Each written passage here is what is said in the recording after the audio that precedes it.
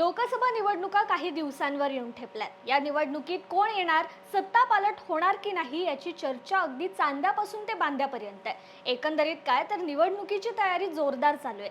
आता जगातील कोणताही उमेदवार निवडणुकीच्या रणधुमाळीत कशासाठी उतरतो? तुम्ही म्हणाल, अहो हा काय प्रश्न आहे का? निवडणुकीच्या आखाड्यात जिंकण्यासाठीच तर उतरत असतात। कोणाला वाटतं आपण पराभूत व्हावं, नाही का? पण काही उमेदवार असे असतात जे निवडणूक जिंकावी म्हणून लढत नसतात किंवा तसा त्यांचा अट्टहास देखील नसतो, कारण ते हारण्यात सुद्धा जिंकण्या इतकाच आनंद मानतात। मी आज तुम्हाला अशाच एका अवलियाबद्दल सांगणार आहे, ज्याला त्याच्या जिंकण्यापेक्षा हारण्यात जास्त आनंद वाटतो। आता हा अवलिया कोण आहे, कुठून निवडणूक लढवतोय आणि त्याला निवडणूक हरण्यात का आनंद आहे, अशाच भन्नाट प्रश्नांची उत्तरे आज आपण जाणून घेणार आहोत। त्यामुळे हा व्हिडिओ शेवटपर्यंत नक्की बघा। नमस्कार, मी कृपा सपकाळ आणि तुम्ही पाहताय न्यूज अनकटचा विषय काय हा कार्यक्रम।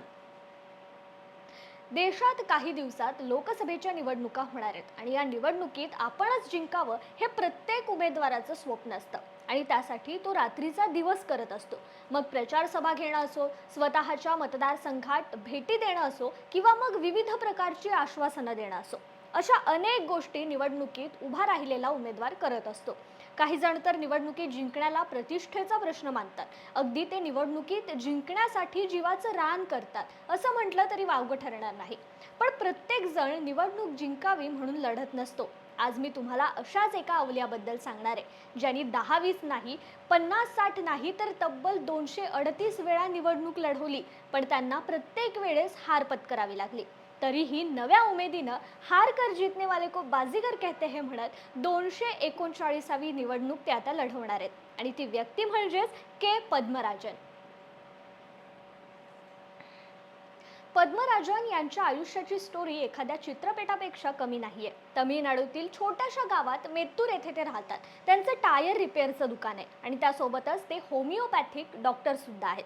खरं तर अनेक व्यक्तींचा जिंकण्याचा रेकॉर्ड असतो, पण पद्मराजन यांचा जरा हटकेच रेकॉर्ड आहे। त्यांनी चक्क हारण्यात रेकॉर्ड बनवलाय। पद्मराजन हे भारतातील सर्वात अयशस्वी उमेदवार आहेत आणि कोण म्हणतं की हे जग फक्त जिंकणाऱ्याला लक्षात ठेवतं, जग हरणाऱ्यालाही लक्षात ठेवतं। लक्षात काय, त्याची नोंद ठेवली जाते। पद्मराजन यांच्या नावावर भारतातील सर्वात अयशस्वी उमेदवार म्हणून लिम्का बुक ऑफ वर्ल्ड रेकॉर्डमध्ये नोंद आहे।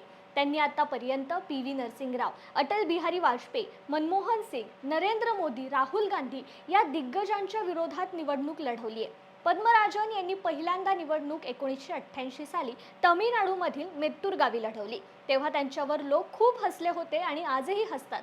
पण एक सामान्य माणूस निवडणूक लढवू शकतो हे त्यांना सिद्ध करायचं आहे असं ते सांगतात।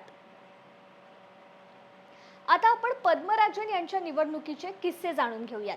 मी जसं आधी म्हटलं तसं पद्मराजन यांचं आयुष्य एखाद्या चित्रपटापेक्षा कमी नाहीये। गल्लीत गोंधळ दिल्लीत मुजरा या चित्रपटामध्ये जसं उमेदवाराचं अपहरण करण्यात आलं होतं, तसंच अपहरण पद्मराज यांचं 1991 साली आंध्र प्रदेशामध्ये नरसिंहराव यांच्या विरोधात निवडणूक लढवत असताना झालं होतं।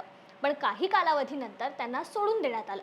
पद्मराजन यांनी 2014 सालच्या लोकसभा निवडणुकीत वडोदरा मतदारसंघातून पंतप्रधान नरेंद्र मोदी यांच्या विरोधात निवडणूक लढवली होती। त्यानंतर 2019 मध्ये वायनाडमधून काँग्रेसचे नेते राहुल गांधी यांच्या विरोधात निवडणूक लढवली। त्यावेळेस त्यांनी अवघ्या 1887 मते मिळाली होती। पद्मराज यांना आतापर्यंतच्या निवडणुकीत सर्वात जास्त मतं 2011 सालच्या विधानसभा निवडणुकीत मिळाली होती। तेव्हा ते मेत्तूरमधून उभे होते, तेव्हा त्यांना 6273 मते मिळाली होती। पद्मराजन यांच्या विरोधात किती जरी मोठा विरोधक असला तरी ते निवडणूक लढवतातच, कारण ते म्हणतात की मला हरायचंय, जिंकण्याचा आनंद हा क्षणिक असतो, पराभवाची आठवण कायम राहते, असा तर्क ते काढतात आणि त्यांना सर्वात जास्त वेळा निवडणूक लढवणारा उमेदवार बनायचंय। त्यामुळे त्यांनी सरपंच पदापासून ते राष्ट्रपती पदापर्यंत सगळ्या निवडणुका लढवल्या आणि विशेष म्हणजे पद्मराजन यांनी आतापर्यंत जेवढ्या निवडणुका लढवल्या आहेत त्यांची चिन्ह, अर्ज असं सगळं त्यांनी जपून ठेवलंय आणि आता परत झुकेगा नहीं साला म्हणत ते 239वी निवडणूक लढवणार आहेत। त्यांनी तामिळनाडूच्या धर्मापुरी येथून लोकसभा निवडणुकीसाठी अर्ज दाखल केलाय आणि आता मी निवडणूक जिंकलो तर तो माझ्यासाठी खूप मोठा धक्का असेल असं ते गमतीने सांगतात। आता या निवडणुकीत त्यांची हारण्याची परंपरा कायम राहते की मग त्यांना जिंकण्याचा धक्का बसतो हे लवकरच समजेल। तत्पूर्वी इथेच थांबूयात. असे अनेक मुद्दे घेऊन आम्ही पुन्हा येऊ. तोपर्यंत तुम्ही पाहत रहा न्यूज अनकटचा विषय काय हा कार्यक्रम. धन्यवाद.